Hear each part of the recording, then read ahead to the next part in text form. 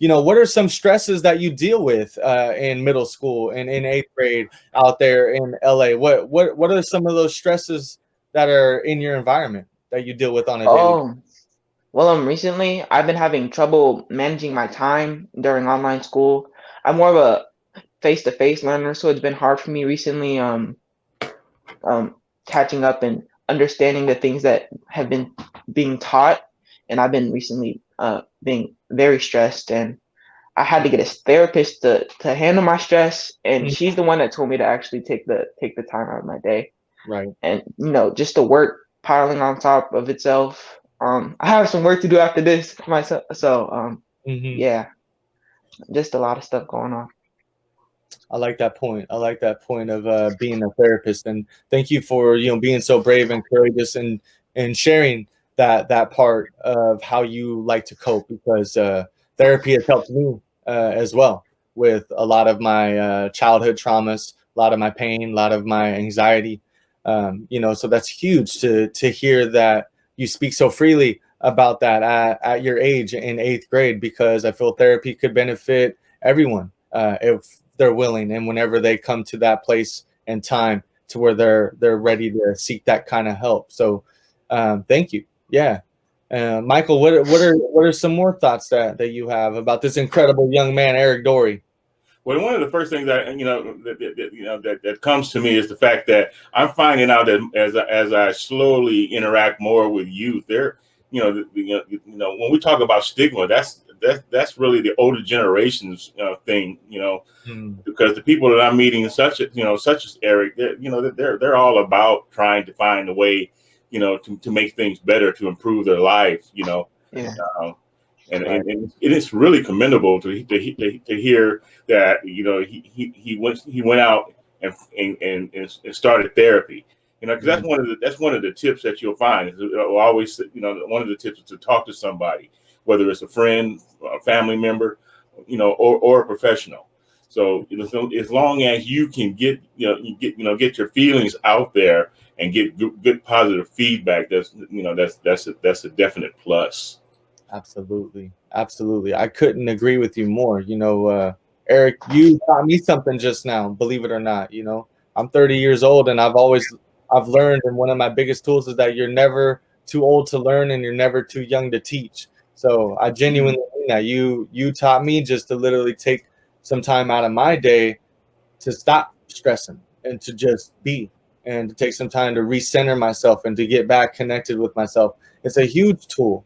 It's a huge tool to use because the world is so chaotic and it's so daunting at times, and it just feels like one thing after another just keeps coming, just keeps coming, just keeps coming. And it's a huge point to learn how to cope with all of that. And I think one of the biggest tools that I've also used to learn how to cope with it is, you know, isolating myself away from negativity and not surrounding myself when I feel like there's negativity in my environment. If I can sense it in mm, my environment, then I immediately disconnect myself from that. And then I yeah, try to magnify positivity. And the way I magnify positivity is even though the year has been so chaotic and stressful and it's had its adversities and very sad times, I focus on the things that I've done positive this year. I graduated from college. I became the first in my family to graduate from college.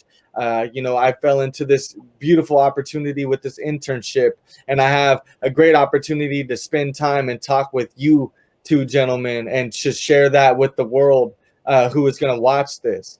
So those are all positive things that I want to magnify when I feel like negativity is surrounding me. Remove myself from it and magnify positivity. And we got to give ourselves credit for all the positive things that we have done and accomplished this year. And what are some of those things that you guys have accomplished this year that have been positive?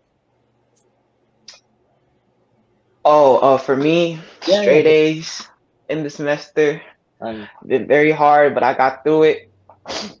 Um, I'm a basketball player, so I have to work out. So I work out every day, run Mm, my mile every day, keeps me, yeah. And I feel because it's hard. You have to have the discipline, and it's just hard. It's just mentally and physically draining. You got to keep going, and I did it, and I'm proud of myself. Right on, man. That's huge to hear that you're proud of yourself. You know, we don't say that enough to ourselves. You know, who's going to be proud of you if you're not proud of you? You know, that's huge. Right.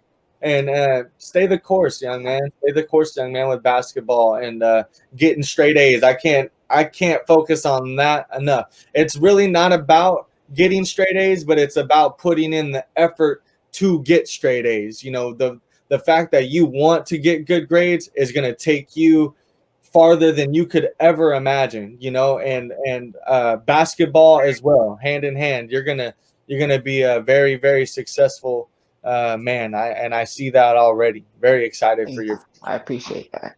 Absolutely.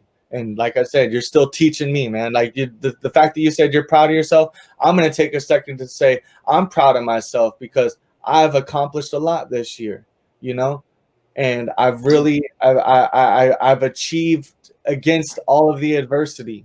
You know, I share my story a lot as being a former foster youth recipient and how nationwide only 4% of foster youth graduate with a 4-year degree. And I'm one of those 4% of people who actually did that, the first in my family to do so. And that I am very, very proud of. So let's take a second to just acknowledge that, you know, acknowledge what we're proud of. I'm proud of Mykel Gayent, just to know this guy, man. This guy he's been a huge mentor in my life and a huge positive outlet, positive light in my life, Mike. So I want to take a second to acknowledge you too. Well, I want to thank you,